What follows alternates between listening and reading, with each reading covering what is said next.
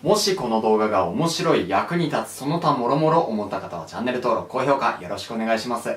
もしわからないことがあったら Twitter でリプを送ってくれれば必ず返信しますので Twitter もフォローよろしくお願いします。しばらくテストと課題が被っちゃって動画を作る暇がなくて、2週間ぐらい動画投稿できませんでした。本当に申し訳ございません。がっつり復帰をすることはできないかもしれないんだけど、ちょこちょこゆっくり動画を投稿していきたいなと思っております。それではね、また次回の動画もお楽しみに。バイバイ。